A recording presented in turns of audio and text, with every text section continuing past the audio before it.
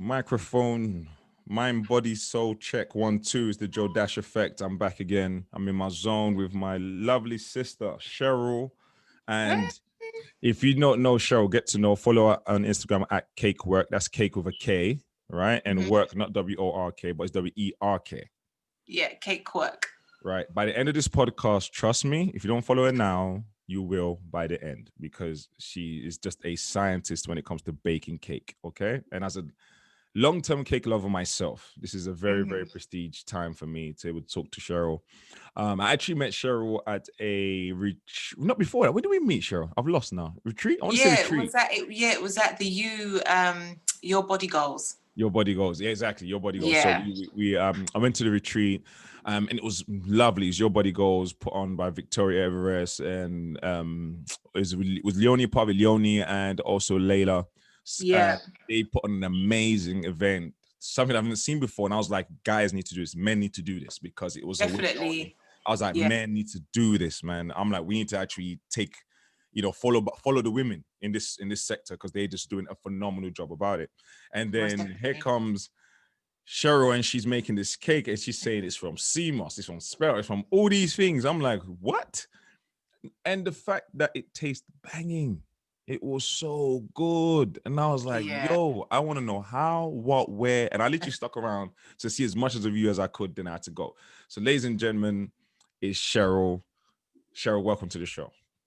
Oh, thank you for having me. That was an amazing entrance. Yes, thank you for having me. It's good to be here. No, I've been practicing. I'm like, how am I going to introduce Cheryl? So Cheryl, first off, me and you wouldn't talk about sugar. Yeah, sugar addiction. Now, first off, let's get the people familiar with you. Where are you from in terms of your cultural background? Okay, so my cultural background is Dominican and Guadeloupe. Don't know much about Guadeloupe, but Dominica I do. I was there for many years. I went to school there as well. And my first sort of like understanding of food and how it works in the body, and Italism, which is known Europeanly as veganism. Yeah, Ital is vital. Yes, for me it was Ital. I learned that through a heavy Rastafarian uncle, and also I have a very strict 7-day Adventist uncle. And if you know anything about the 7-day Adventist community, I went to a 7 days Adventist school in Gambia. Yes, the diet is 100. You can't eat a lot of things you can't eat. Yeah, and they really do research their science to back up why you shouldn't be eating this stuff. So I get it and I understood it. So with those influences, I had that. Also, my mum, before she passed, she was a nurse. And she was, I think she started off in auxiliary, then she went onto the ward, then she went to maternity, then she went to district nursing. So she did quite a lot of nursing across the board. And part of that training was to understand medicines, how they worked in the bodies, a lot like doctors, because nurses were kind of left to do a lot of that stuff. Nice. And she went pescatarian for a while, and then she went vegetarian. And then she sort of like taught me as well certain bush teas, certain tingers, certain plants, what they do, what they can't do, inflammation, pain, that kind of thing. So that's how I kind of am familiar with the stuff that I use in the cakes. And then with the cakes, I've been doing it for about 7 years now, but the last 2 years I changed the direction of the business and made it more healthy, plant-based, simply because I had a injury in my hip, and I was losing a lot of cartilage, and the bones were grinding, and then it was causing me a lot of inflammation and pain. So through understanding my body and what worked, like, anti-inflammatories and stuff like that, it then helped me to understand what I wanted to put in the cakes and why I wanted to do them. So well, some of the gems, because we're going to dive deep into that, because I want people to know about these cakes. So we're going to dive deep into that. So Guadeloupe, and you said, was it Jamaica? Dominica. 2 places I desperately want to go to, because the culture, the Caribbean is definitely on my bucket list. So growing up in that culture, give me the typical diet. What did people eat when you were growing up in Dominica? What was the staple foods? So Dominica is known as the nature island of the Caribbean. Okay. So when you go there, it looks like Jurassic Park. There's just no dinosaurs, but it looks like Jurassic It's Park, nice and literally. tropical, greenery Yeah, everywhere. it's You go very for like all of that. mountainous. It's very mountainous. There's mountains in the clouds. It's full Oh, of that's water. We've got nice. 365 rivers. Sounds It like just basically paradise. isn't. Yeah, it's a nature reserve. We get a lot of Swedish hikers there. We get a lot of Dutch. We get a lot of people that really enjoy like mountains and hiking and stuff like that. Also, we have Right. we have a couple of volcanoes that are dormant. So they make beautiful, picturesque, tranquil places and stuff like that. Yeah, nice. And with the island being quite young, it's very sulfuric. So you put anything in the ground, boom, it's there. Like, it's very, very fertile island. Yeah, because it's young, the sand is black, and there's a lot of minerals in the land itself. We've also got a lot of G2 thermal energy. So the country is very, very rich when it comes to like, resources and stuff like that. All right, so that's for people. You've been to Dominica, boy. There you go. Try and find you over there next to that black sand. You know what I mean? So the it's very greenery. Did this influence the cultural food as far as like when I was growing up in Sierra Leone, we didn't have sweets like that or chocolate like that. It was there in the supermarkets, but it wasn't readily accessible around. You couldn't just go to the off-license store. So like when you're growing up in Dominica, what is the delicacies as far as treats are concerned? What do people go to when they wanted something sweet? When I went to school, that's when I really sort of learned about sweet treats, because in the house we didn't have them. It was just literally the papaya tree, the mango tree, the guava tree, the tamarind tree, custard apple tree. These are trees that were in the garden. This was actually the desserts for the most part. Yeah, these were our desserts, and if you wanted a coconut jelly, you bust the coconut, you drink the juice, and then you eat the jelly. That was always sweet. Right. Mangoes, we've got like over 10 varieties of mango. So these were our treats. But then when I went to school, they had things called tamarind balls, which is the tamarind flesh mixed with sugar, and then they make little balls out of it. We'd have that, and then there was something called coconut cheese. Again, that was like sugar and coconut milk boiled down till it was like a fudgy, hard slab. Okay. And we'd have that. Creativity of people. My God. Yeah. And then we'd also have a nut brittle, which was like peanuts with like a sugar honey poured over it, like a molasses poured over it. Yeah. We'd have that. And I think those were the famous ones. Yeah, the ones that everyone would know. If I went to Dominica tomorrow, they'll be like, this is what you want to get. You want to try this, try that. Okay. Yeah, and gooseberry sticks as well. That was another one. Just gooseberries on a stick, but they've been cooked down in sugar. So, yeah. See, it's funny. We had nature, but we'll still seem to be mixing it with sugar. Do you know any reason why? Because we did that I think it's because they just wanted it to be a sweet. Like they wanted to kind of make it a sweetie, even though we had the fruits and they were just as sweet. They just wanted to kind of make it look like it's a treat that you would get if you was traveling or if you was on holiday. Okay, when you were out there, did they have like westernized chocolate and things of that nature, donuts and stuff when you were growing up there? Or did they come later? They did have chocolates, but because of the climate, they'd always melt, so they'd always be half white. They weren't really seen as delicacy, no, because fridges back then and stuff like that, it was, that was seen as a luxury, so you wouldn't find that everywhere and anywhere. But in regards to donuts and things like that, yes, the locals would make them, the school teachers would make them. Everybody kind of knew how to cook or how to put their hand to a pot, basically. It's very much that standard of living. Oh, for sure. So at what age were you when you start to realize, actually, you know what, I have a sweet tooth?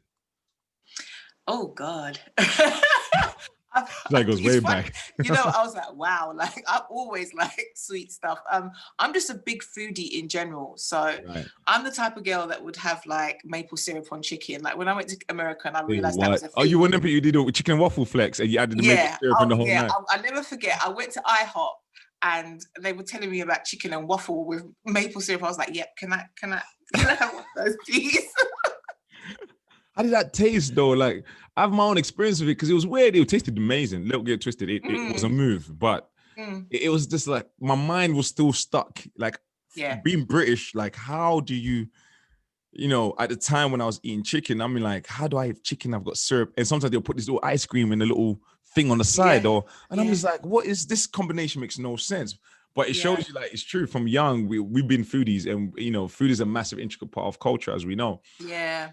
So like when you was a teenager, were you ever like, what was your favorite kind of sugars? I mean, sweets, so I say, or treats when you like late teenage years, when you're old enough to buy your own chocolates and stuff like that. What was your go-to? Yeah. It was the Wham bars. You know, the Wham Seriously? with the popping candy in it. Oh my days. And the Super Highland sugar. toffee bars.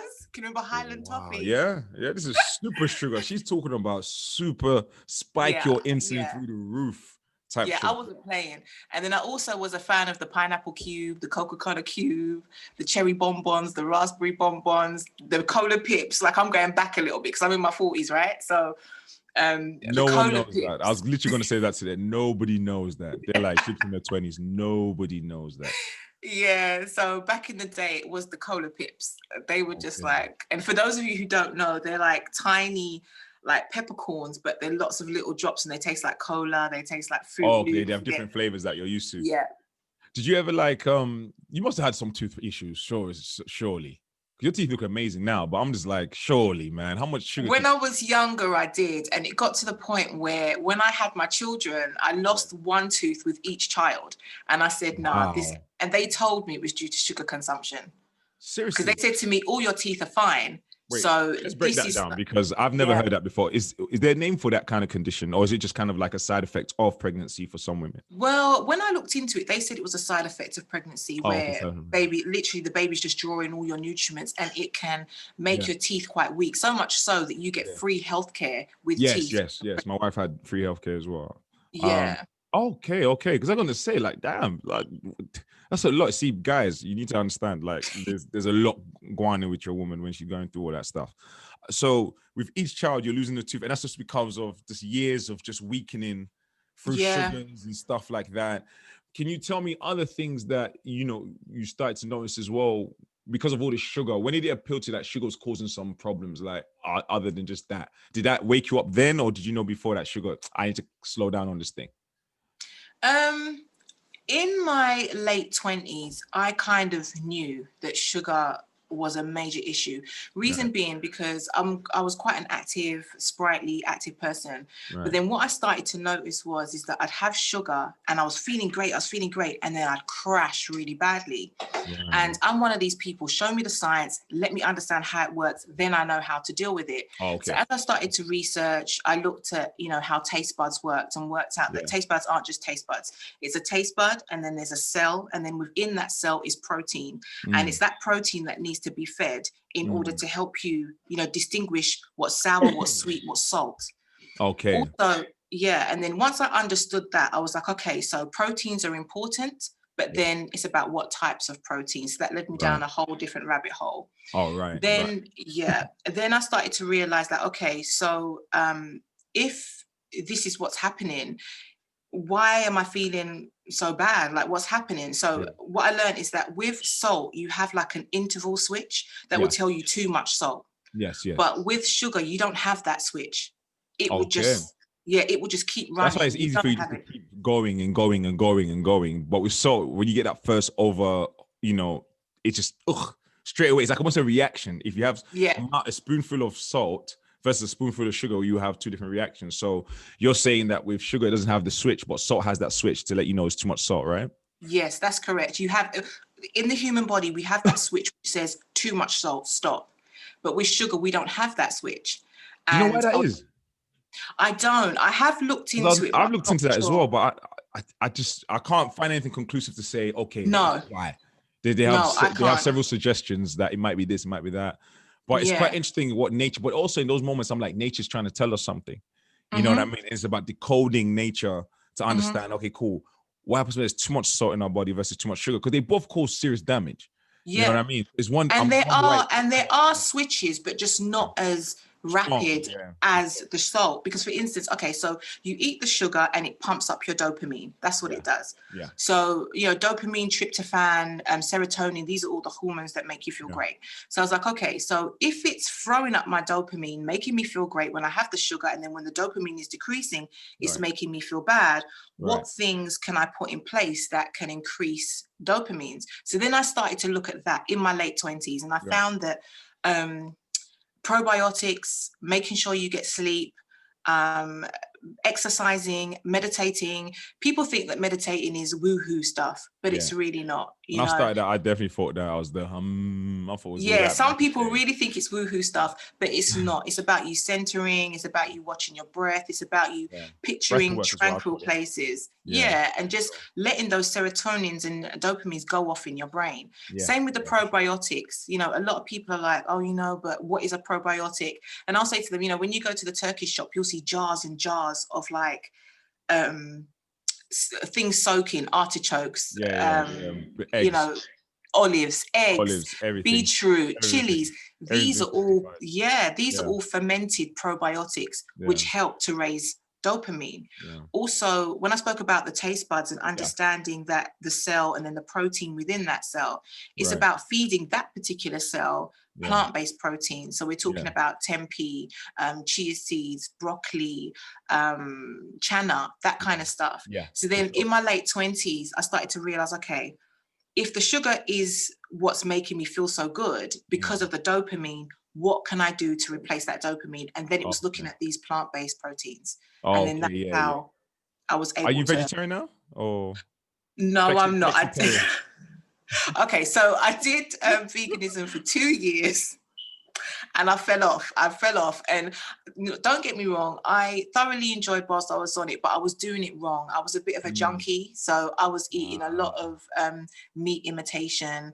I was having a lot of juices in place of food. I was living off of hummus and pita bread. It was a joke. Like, don't get me wrong, there were some days where I'd do the whole Instagrammable food, but more than not, it was a pot of hummus in my bag and pita bread, and I'd just eat wherever and however I could. It was bad. But now I'm more hummus and pita bread, man.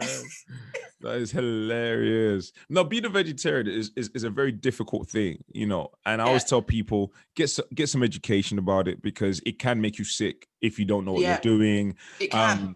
I did the same thing when me and my wife kind of went over to that side. We had a lot of replacement stuff because we needed to use it as a crutch to get to the other side. Okay, cool. Yeah. But that's when we learned things like corn wasn't, we couldn't, because we have a bellyache, or so we started to run into block walls. We're like, okay, this is not for regular use. This is something we can use from time to time when we have that urge. Exactly. So, and then when we start to get our heads around that stuff, I'm like, okay, we got to study now. We have to look into this properly, because if we don't, we'll just be back to the meat thing. And certain nutrients and minerals we do need that plant-based diets won't give to us. Do you understand what I'm saying? So that's something that people should look into as well. So it's so amazing, because now we got the switch for the salt, not for the sugar. Well, it's not as much for the sugar. So people can carry on eating sugar as much as possible, because it gives you that dopamine, it gives you that feel. So really and truly, now we understand is that we're chasing a feeling, right? How much of yourself have you learned that feeling is an extension of the mental? Have you ever looked into that, to say the reason why I love sugar is because there's other things, other layers? Because that's what I learned about myself too. I was like, oh, I love all this pastry stuff to get this dopamine because there's some work I need to be doing. Did you ever get that revelation within yourself? Yeah, definitely. I think I've used food over the years as comfort. Definitely. And I think when I had my operation on my hip, I was really using food as comfort. Like I was really trying to like just, I was really in a lot of pain, and I had to look at the connection of sugar and inflammation. And in looking at that journey, it kind of made me think, okay, so what is it about food that's making me feel so attached? And it was the whole mastication. It was the whole, you know, when food's in the mouth, the slippery sensation, the soft sensation, the wet sensation, the smooth sensation, all these comforting sensations, the art of mastication in the mouth. That was what I was going for, because once it passes my mouth, it's in my stomach. Yeah, true. Whether I go to sleep or I get niggeritis, I don't know if I'm allowed to say that, but you know, you kind of get that sleepy feel. Yeah, once it's gone down, it's gone down. But it's gone down, it's and the that's chewing the thing. You're right. It's the chewing thing. Getting so used to that muscle moving. You feel like I'm bored, so let me chew to occupy myself. But then you're eating as well, so here comes the calories, or here comes the bad habits and all this kind of stuff. So you're right. Yeah, and it was just understanding that whole tongue-mind connection and the art of, because I had to find out what is it, and I found out that the word is mastication, and it's like just having that whole thing inside the mouth. And I understand that's why people eat chewing gum, and they try to, you know, eat smoothies, because you get the same sort of kick, but it's not so calorific. The same with soups, you get that same thing in the mouth, but then in the stomach, because it's broken down already, it takes longer to digest. So it's just having that understanding of food and understanding, okay, so once the taste buds are triggered, and again, this is why I think I started looking at fruit sugars in the cakes, because once I understood that it triggers the same feelings in the mouth, I was like, okay, well, we can come off white sugar then and go on to fructose, even though some of them metabolize differently in the body, and some of them are still carbohydrate calorific, you know, but then some of them are outweighed with minerals and nutrients and stuff like that. So it's not 100% easy to say, right, I'm going to cut it out, but there are alternatives. No, definitely. I've learned that. I've done that. The way you've done your cakes, I've learned that there is definitely alternatives if you have the right education. Do you come from a family of people that bake treats? Because for people that don't know, Cheryl makes some of the best cakes that are non-traditional is the word I'm going to use, non-traditional cakes, and she's going to tell us a lot more about that. But before we go into that, I just want to know, and because it's so good, I'm just thinking, do you come from a family of people that bake as well? Are you the first of your generation that really got into baking? Did grandma have the secret recipe that you had to cipher from, or how did you come to just like baking? Well, I fell into it by accident. I actually had a friend of mine that said to me, "Oh, it's my granny's birthday, Cheryl. I'm thinking of doing a cake for her. Can you make cakes?" And I said, "No, not really." He said, "Well, look, can you knock me up one, please? I just want you to try something." I said, "Okay, cool." So I did it, and aesthetically, he really liked it. So he was like, "Oh, you know, so why don't you go into baking?" And I was like, "Nah, it's not really for me. You know, my background is psychodynamics. I'm not really into this." But then as I started to look at it, I liked the fact that I could create, and it was a form of like therapy for me. Just being able to create and release and let it go. And it was good. And then when I realized that it was profitable, I said, okay, well, let me turn my hand to it. But then baking, I think, is done a lot in the Caribbean. We bake our bread, we'll bake our plantain bread, we'll bake like bread for the morning, we'll bake a little Johnny cake. There's also something we have in the morning called bakes, which is like it's like fried dumpling, but the inside is hollow. And that is like a breakfast food. So if you're RAS or if you're 7-day Adventist, it would be wholemeal flour or spelt flour. But if you're just regular every day, it would just be plain flour. But my mum was quite stringent about that, so it'd be wholemeal for us. And it's literally, so baking and frying. Baking and frying. That was kind of like an everyday thing. But with the baking, I think I'm the only one that's kind of really taking it forward. But since I've done that, I've had a lot of people in the family that are like, "Cheryl, come on, you need to teach us, you need to show us, because we want to keep eating this stuff, but we like the way your cake tastes. We can see the whole grain in the cake, but it's not, you know, offensive, it's not dislikeful, it's nice. So you have to show us." So ultimately, yes, I am the only one at the moment in the family that's doing it. Oh, that's dope. What about your kids? Are they into your trying to pick up the skills? Are they interested? Or, you know, sometimes you pick up a skill and then your kids are like, "Oh, we don't really mind. We love it though. We want to eat it, but we don't." Are any of them interested in baking as well? My daughter will turn her hand to it because she just likes cooking, period. But my son, my son is the one that's like, "Mum, can I lick the bowl? Because it's got no eggs, Mum." Because before I was like, "No, you can't lick the bowl, salmonella, you can't lick the bowl." But now he's like, "Mum, you can't tell me I can't lick the bowl because there's no eggs, there's no milk, there's no this." And he's always telling me, "Mum, it's healthy, so I can have it now." But yeah, he's the one that's kind of like, "Okay, show me." You try to give you the game. You try to tell you like it's healthy now. I'm like, yeah, I know, I made it. I'm the one that exchanged it. So why are you? Oh man, do you know what the fun thing is when I had your cake that I was just surprised that all these ingredients can make something taste just a spongy. You know, there's a science to baking cake. There's an art to that. You know what I mean? To the point where it's real talent. Like if you go on your Instagram and you see the designs and stuff, this is proper craftswomanship, as we say. So did the artsy part just come with the development of just baking cakes over time? Because because that's not an easy thing to do, the way you say. No. You know what I No. mean? So were Yeah. you always a good, sculptor? Because essentially that's what you're doing. Or did that come from years of actually just baking? I think that's about vision as well, because I haven't always been good at it, but I think I'm someone who, I love art, you know, whether it's a picture, whether it's a ballet dancer, whether it's splash paint. I just like beautiful aesthetics. I think if I'm one of these people, like I remember once I had somebody to ask me to create a scorpion, and I'm also an animal lover. So I think it's just about having that vision, saying to yourself, can I do it? Can't I do it? Have a real look at it, go away, examine it, look at the craft. And also I think as well, I'm a bit of a visual learner. I'm a multi-style learner, but I think visual learning is quite strong for me. Yeah. And I think I find it quite easy to mimic things. So I think that's just part of just saying, okay, I'm going to focus in on something. What do I want to do? What does it take to do it? Now, are you going to do it? And I'm one of these people that are like, right, if you say you're going to do it, do it. You have to do it. And I will stay with it and keep going until it looks how I want it to look. So I think it's just having that determination and extreme laser focus that this is what. How many cakes did you have to ruin to get it right? Oh my God. You know what? Funny you should say that. Christmas just went, right? And I released this Christmas cake. Now, like I said, the vegan cake only came to life last year, and we didn't bake it for a whole year. Okay. And then this year, last year, there wasn't any superfoods in it. And I know that because of the oxidation in some of the superfoods, it can affect its rising abilities. Yes.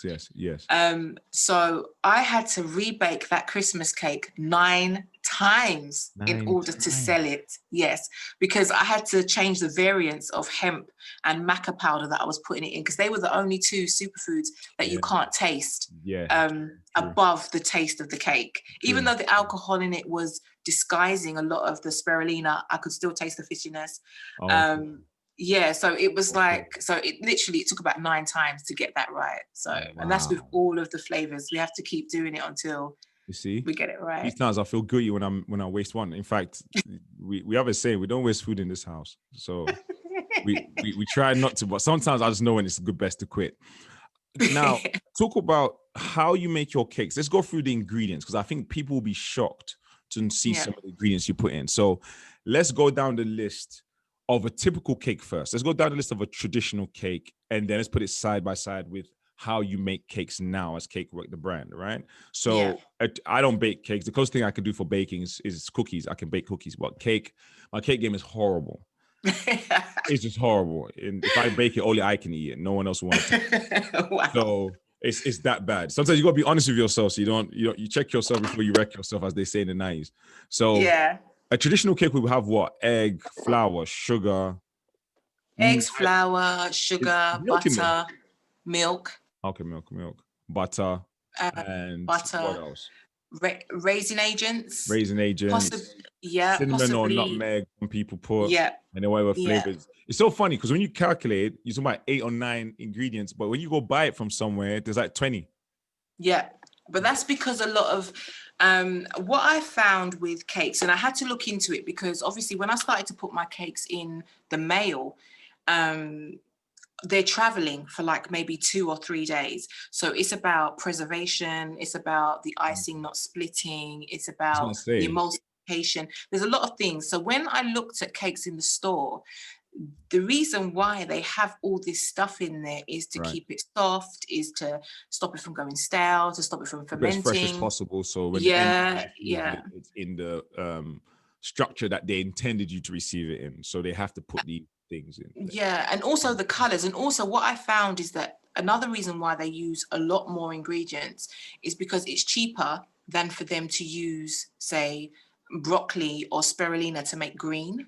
Okay, it's cheaper just to use an e-color and then mix it with an e-color yellow and an e-color red to get a khaki green. Whereas, to get that in a plant-based cake, you'd have to use green peas, you'd have to use broccoli and maybe a bit of moringa to get that shade. And then if you wanted something a bit darker, you'd use spirulina or you'd use kale to get something slightly darker. So, but it's expensive. It's not cheap. So that's another reason why they use lots of many to keep the price down. it's mass production, so obviously it has to be cost effective and able to get to the Yeah. people to match the demand. So now Yeah. in your cakes, break down your ingredients, because people take notes for a minute and write this down so you can hear what Cheryl puts in her cakes. And I'm telling you, this is the cake that's banging, like easily. That's one of the top 5 cakes I've ever tried, and I've tried a lot. I used to be a sweet tooth. Give us the ingredients. Let's go through them. Okay, so for a typical cake, we use flour, spelt, buckwheat, rye, kumut, wholemeal flour, sometimes a bit of quinoa or chickpea flour, depending on the cake consistency. Right. We use avocado oil, we use pumpkin seed oil, we use raw cane sugar in some of them, not all of them. We use coconut sugar, maple sugar, date sugar, hemp oil, aloe vera chunks, because it's good for consistency and keeping it moist. And we also use sea moss, which again is really good for keeping it spongy and soft. Okay. What was the cake you tell me you put okra in? Okra. Okay, we put okra in our mean green. It's like an egg replacement. Right. Listen, you put okra in this cake, yeah. And you have to understand, if you don't like okra, you're gonna think this is wild, what Cheryl was saying. But I'm telling you, the cake will be one of the best things you've tasted. But I want people to know, I always tell people on my show, like, look, find healthy alternatives.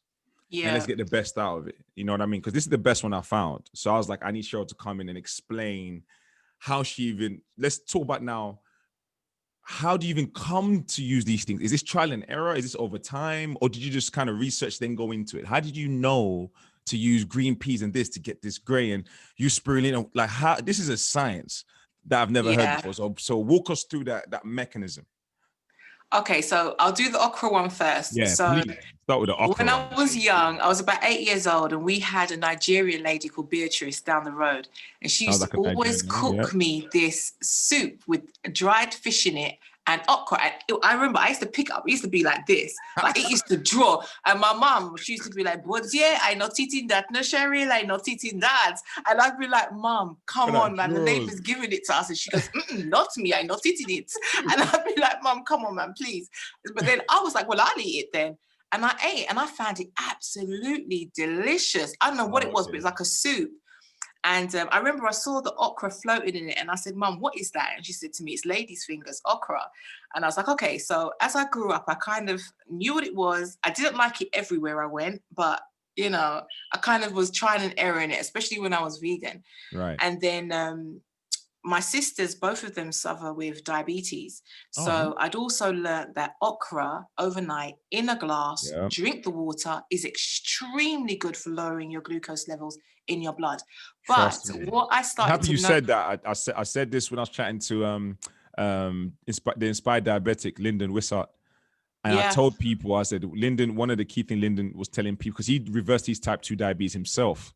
Completely, completely. And he wrote a book about how to do it step by step, which I think is incredible.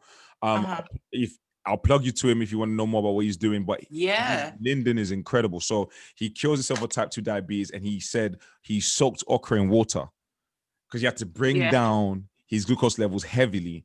And then he was exercising, intermittent fasting, and doing other things, but he reversed it completely, like diabetes, type 2 diabetes free. So the okra game, I'm telling people, I know when people hear okra and water, it sounds like the most disgusting thing you've ever heard, but I'm telling you, it's not that bad. I tried it once. Yeah, it's not that bad at all. Not as bad as your mind is telling you. It's really, you know what I mean? But so carry on. Yeah. If you have trouble consuming the okra itself, definitely in the water, just swig it back and have something else after it. But it's really effective. But what I noticed is that the water, one day I left it there for 2 days, right? I just forgot it, okay? And the water was really gloopy. And I was like, this is good for something. I just got to work out what. So anyway, my brain was racking. And then one day I was beating aquafaba, which is chickpea water. Chickpea, okay. And that turns into an egg replacement as well. Okay. And I thought this looks very similar to the okra. So what I did was I went and I chopped up okra really thinly. I boiled the kettle because I know that if you use warm water, it helps to help things seep a lot quicker. And literally I put it in a gauze bag and it was just seeping this goo stuff. And then I started to whisk it and it started to froth. And I said, okay, this, I think, can work as an egg replacement. And I kept going, and literally I made a fluff out of it, and I said, yeah. This will be an egg replacement. So, okay, so okra is like an egg replacement. Yes, and then you get the added benefits from it, obviously, you know, because you don't use the pulp itself, you just squeeze until you get the sap, and then you beat on that, and then this is how what's his name that discovered gravity? What's his name? Discovered gravity. What's his name again? Jesus Christ. He's sitting underneath the apple tree and the apple fell down, and he asked that questions. I think literally it was prolific as that, to look at something and have this thing innately say, this is useful for something, and I'm gonna stumble across it. You know what I mean? Are you a fan of science? Because that's a very scientific way of looking at it. Because I tend to, I'll see something and my brain will just say, why? Yeah. How? I grew up exactly. What? You know what I mean? So, and that's how I learned about. Yeah, that's how I learned about the spinach, because you know, growing up in the Caribbean, TV wasn't really, you know, readily available, or there was no need for it. I was coming from a concrete country, going to this green country with animals running around. Yeah, people outside, I was like, people interacting. Yeah, lots of outside living, and then my uncles would come round and they'd boil this bush, and then they'd give it to me to drink, and it would keep me full for about 3 or 4 hours, and it was sweet. And you know, he told me to go to the tree and snap this off. Little did I know I was snapping off cinnamon. He told me to go pick that thing over there, and it was lemongrass. Go shake that bush, and it was cloves. Everything. Your supermarket, Tesco before Tesco. Yeah, literally, we shopped in our back garden. Before Holland Barrels. Literally, I shopped in my back garden. I tell people all the time, I grew up in West Africa, and I'm telling you, it was like that. Everything Cheryl's saying, it was like that. Yeah. As a child, I didn't know the significance of what it was, but it was true. Yeah. You just literally go get it from here. And it was outside, to the point where I'll be out with my friends playing, and we'll get hungry and go in the bush and get some fruit.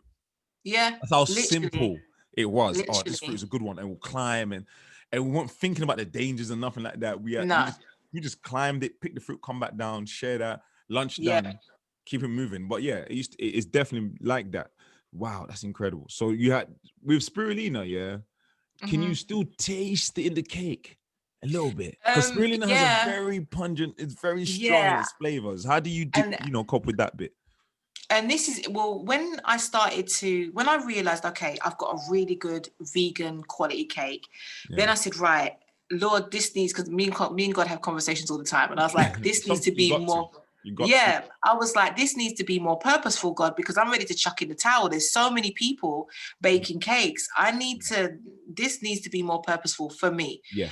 And literally the words I got was make cakes that edify the body. So then I started to look at these things that I could add to this already really great vegan cake.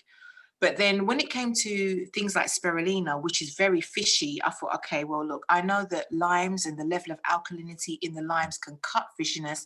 I said, right, so we're going to put it in the mean green, which is a lime cake with coconut. So lime is the predominant flavor, but you've got your broccoli in there, you've got your kale in there, you've got your moringa in there, you've got your spirulina in there, and you can't taste any of it because the lime is so dominant. Yeah, it's true. It's funny enough, when I was a kid, we used to use lime to wash the chicken.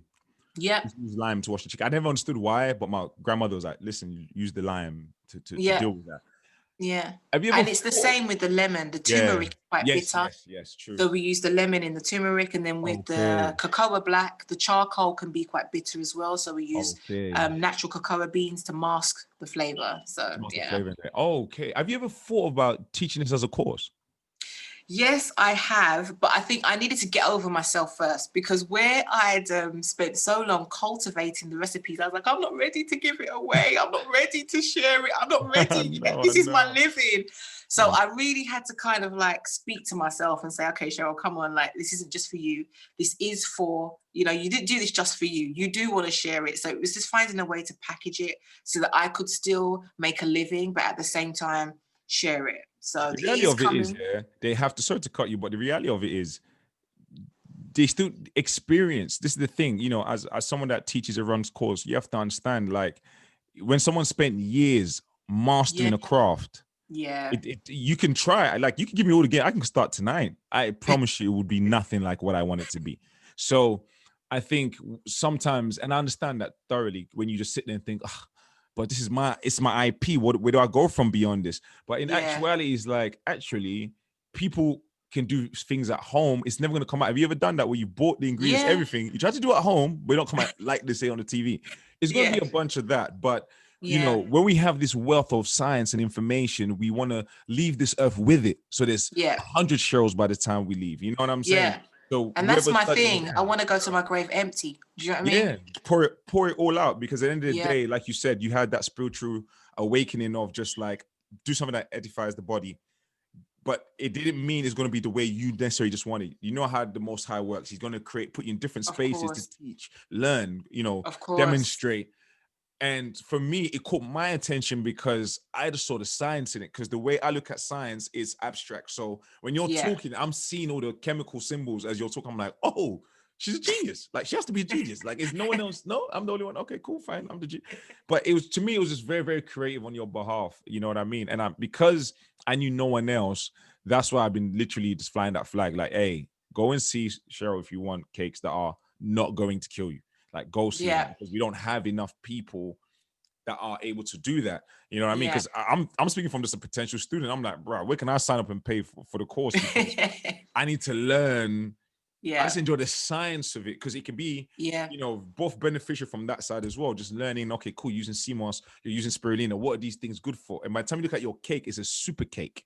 The superfood. Do you understand what I'm saying? You know what I mean? And that's very, very powerful. That's very, very powerful. What does the next 5 years look like in Kakewerk world?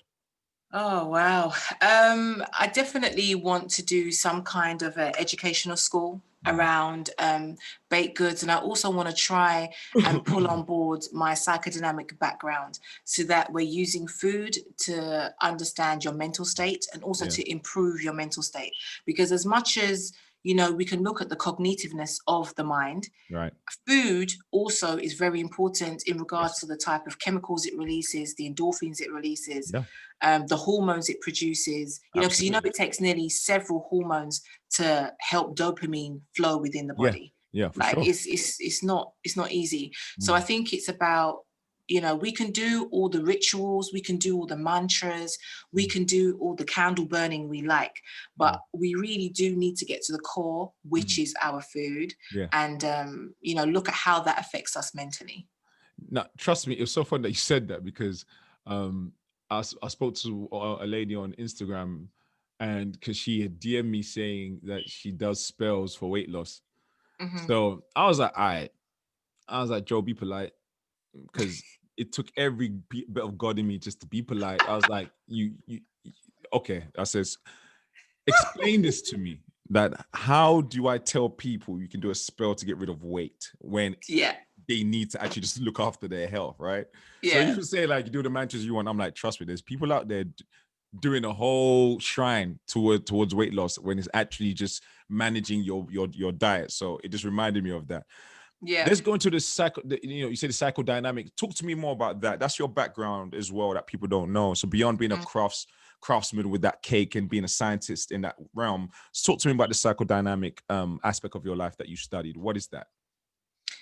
Basically, psychodynamics, it was integrative psychodynamic counseling. So basically we studied quite a lot from CBT, cognitive, inner child, and these are just different styles of basically looking at how people behave, human behavior, and basically how to help deal with it.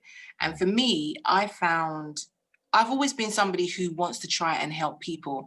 I'm also, you know, a great encourager. I want to see people do well. I want people to encourage me. I want people to, you know, just be on the more positive side. And also, because I'm not really a great believer in drugs, I think talking therapies are really, really good. Art therapies, even like with the baking, that's something I wanted to bring on. I was going to say, that's therapeutic, cooking, because I love cooking. That's why I was like, baking is something I need to get my game up, but cooking can be therapeutic. For me, I love it. I love cooking. Yeah, and it's definitely something I wanted to bring on, because these therapies are very, very good for helping people understand themselves and helping them, you know, find guidance for their lives. But everybody's different. Not everybody likes to sit in a chair one-on-one with someone and feel exposed and naked. People don't like it. I'm one of them people. I don't enjoy it like that. Yeah, some people like to work through their sensory skills, you know, work through their hands, their eyes, their mouth, their ears. You know, even on YouTube right now, there's people that literally record sounds So they'll be making a cake and they crack the egg and you can hear it. Then they'll open it up and they actually feel cathartic releases. I can't remember the word. Cathartic releases. Yeah. When they hear certain sounds, like, you know, even Cardi B, macaroni a pot, you associate that straight away to WAP. You know, it's like there's certain sounds that you associate with certain things and then they trigger certain things in your mind.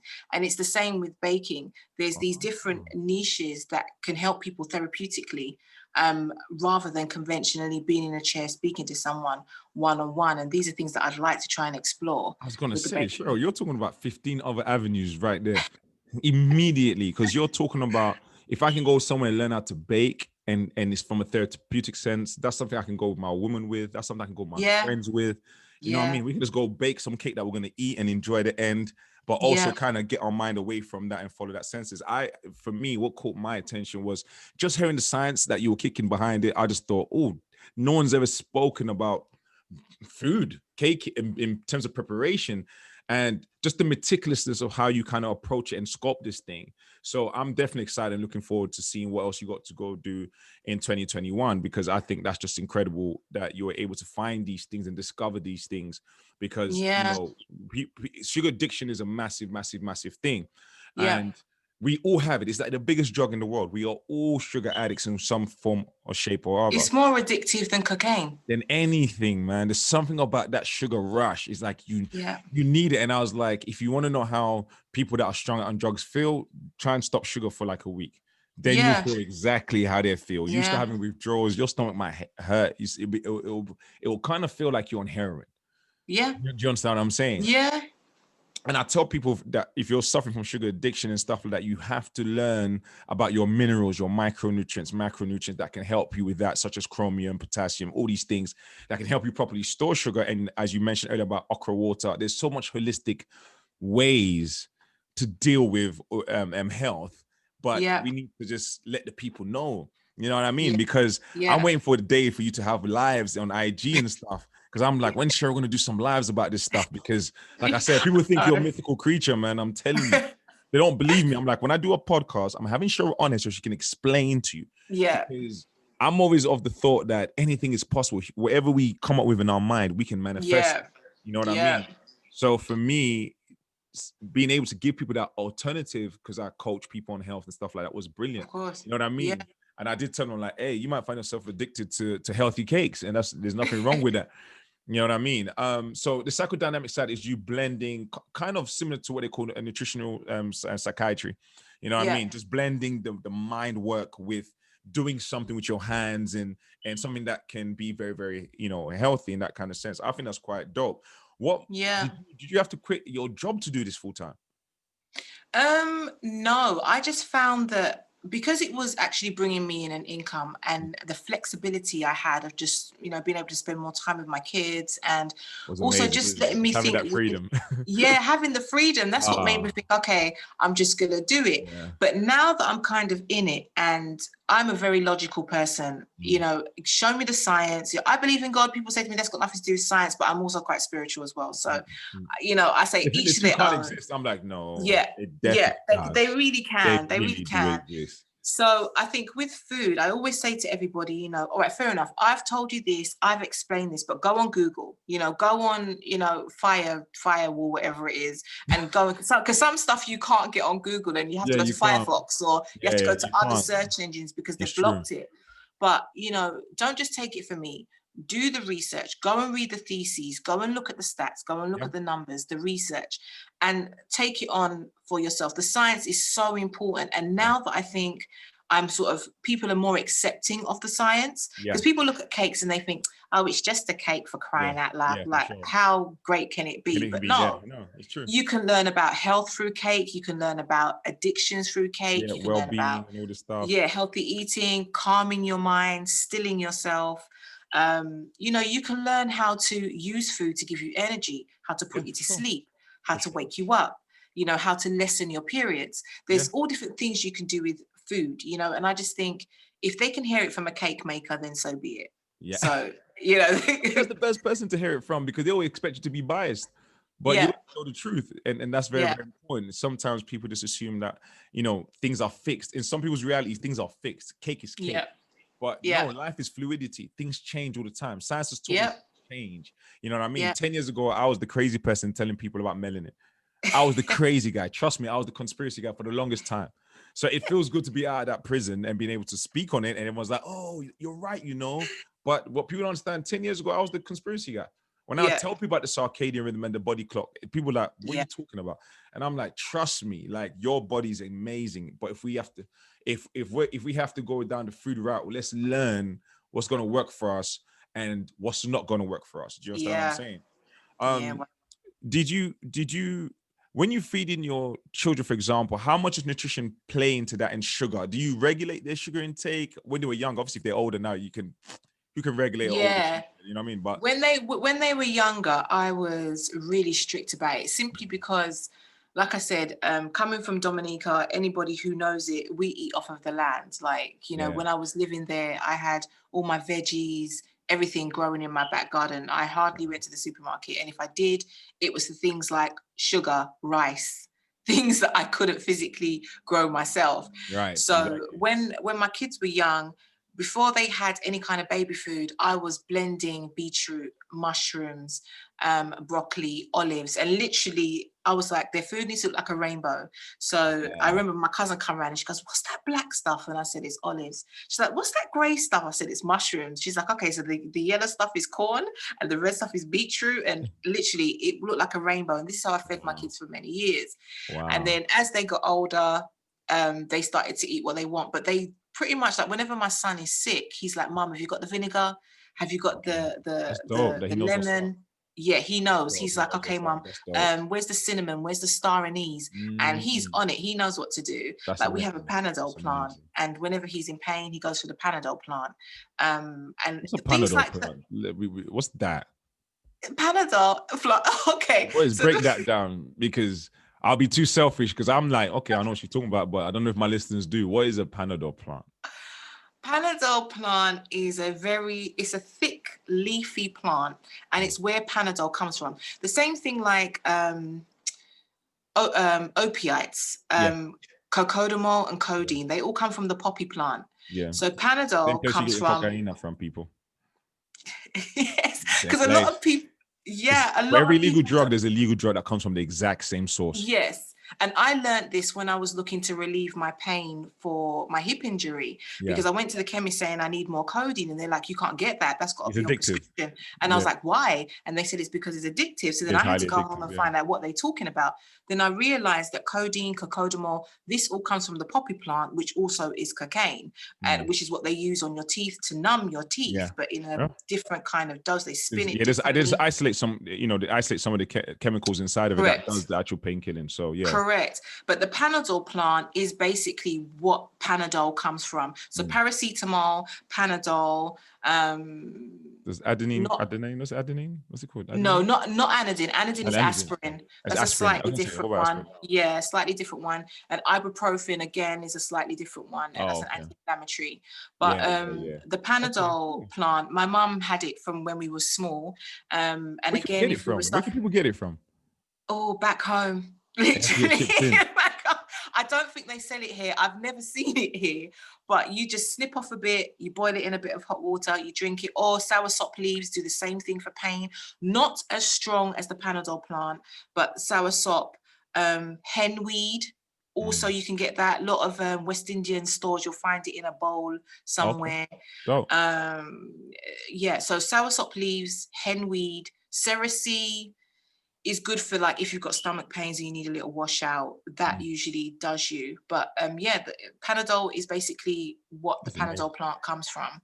That's amazing. I told, when people try and basically, I don't know why I seem to have a debating face. People always in my DMs want to debate me about stuff. I have no idea why they want to even. I get that as well, but I always direct them to the science. Like, I remember once I put up something about soya milk, and my DMs were bursting. They were like, "No, it's bad for you. You got to take it down. Like, I love you. That's why I didn't put it on the page. But I'm coming for you in the DMs." And I was like, "Okay." It was literally. And then I had to say to them, "Look, if we're talking about the GMO soya seed, then yes, I understand what you're saying about the hormones. But if you go back to the original soya seeds, which can be found in Jewish shops, because they don't deal with the GMO like the rest of the world, their stuff is pretty much pure seed. Yes, their stuff is very much pure seed. So if you're dealing with soya milk from the Jewish community or a kosher milk, then you are getting a very good nutritional milk. However, if you're dealing with Alpro or you're dealing with all these other industrialized, it becomes a problem. You are going to have that hormone in there that does affect women, unfortunately, and some men as well. I hear are suffering, because they're feeding men a lot of it in the prisons, and I hear they're having adverse effects. But right. Like I said, I had to just say to them, do your research. I know I've put up this thing on soya milk, but they were just like, no, you got to take it down. I didn't take it down, but I just no. I'm like, my fault you feel away. Like, go do your research on it. Do you know what the thing is? It took me a while. Social media has taught me a lot about the consciousness of the people. It made me understand that I have to give them room to act up. I have to, because I realized that not everybody sits down and thinks thoroughly before they jump out the window. People are impulsive with their feelings, and we marry ideas. And I tell people, don't marry an idea. Science will tell you this is true for today. 1,000 years from now, this may not be true. It could be something else. Once upon a time, bending a piece of metal and flying 200 people in the air was impossible. Until somebody did it. So, you can't marry an idea, because I've been digging into CMOS to try and find out its validity more and more and more. And I don't like what I'm finding. I'm like, oh man. Because anytime something trends, my eyebrows are up already. I'm like, oh, why? Because all the great stuff that really is good for you don't trend like this. So I was just like, let me dig. So I'm digging, looking at observational studies, this on animals. They're trying to find more. And the more I dig into it, the more I start to see the same problems I found with spirulina a little bit. Whereas it's not that it's bad or good. It's not as simple as that, which people want us to do. They want to tell them it's bad or good. No, it's not that simple. It depends how it's acquired. It depends on how it's mined, how it's cultivated. It's not. And there's different species as well, because I have to explain to people that pigmentation, because I put up a post the other day, and there was like blue and red and purple and yellow sea moss. And I had to explain to a few people that pigmentation in foods do different things. If you're going for more the blacks and the purples, it's more longevity.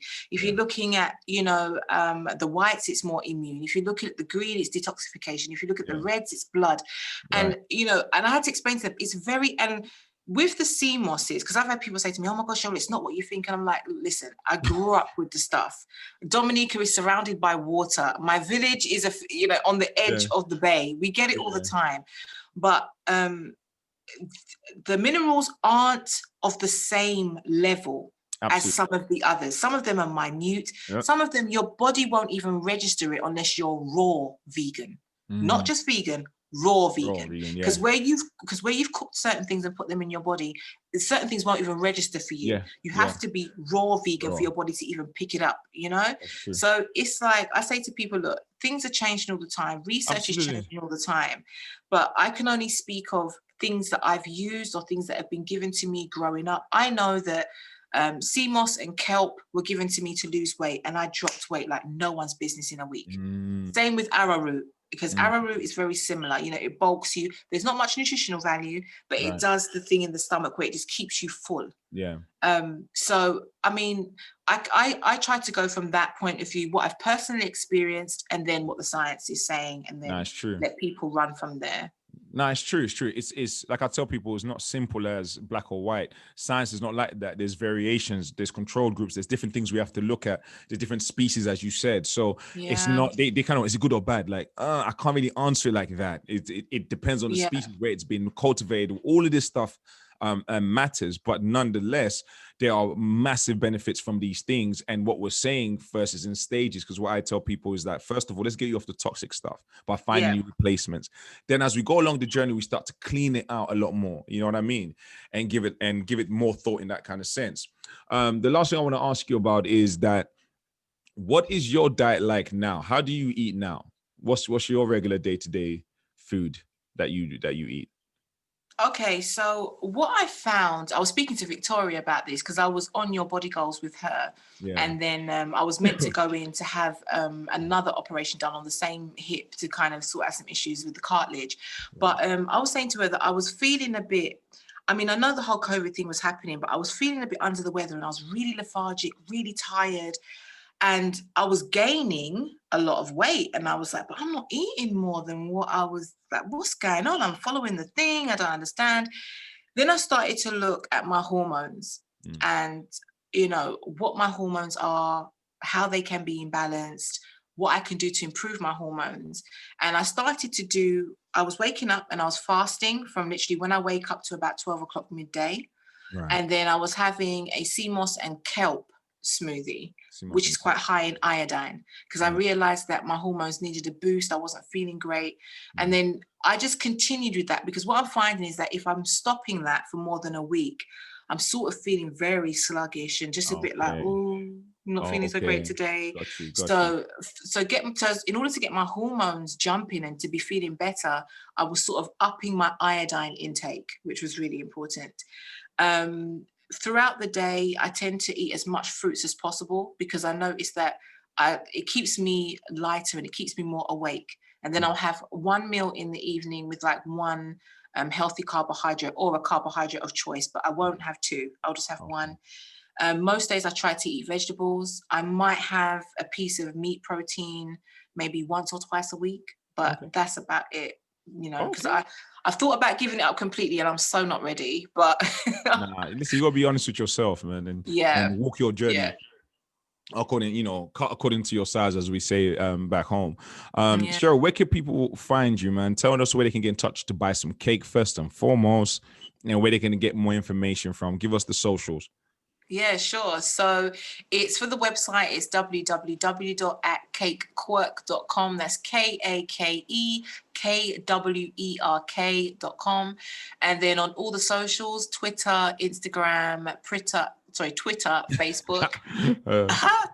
Then you got it wrong there. It's at Kakewerk. Right. Phone number 0778 795 795. We're taking orders over the phone. We take orders via WhatsApp. We take orders via DM and also on the website. So and you can get us all there. Thank you, Cheryl. I appreciate you so much. Thank you for sharing the gems. Thank you for your time. In between all the entrepreneurial stuff you're doing and the family, it can be so hard if you're trying to build your dream. So I take nothing for granted with people who show up and share their wisdom. So I do want to share my appreciation deeply. Just from a fan perspective and just being your colleague, just being a fan of your work and what you do, please keep diversifying, keep giving these people the business, because they'll hate us now, but they'll thank us later. You know what I mean? Yeah, of course. So it's like, you're welcome and I'm sorry. Okay. You know what I mean? So, ladies and gentlemen, thank you very much for tuning in again. Another great episode, Mind, Body, Soul Check. You were listening to Cheryl from Kakewerk with Joe Dash Effect, and we are out. Thank you for listening.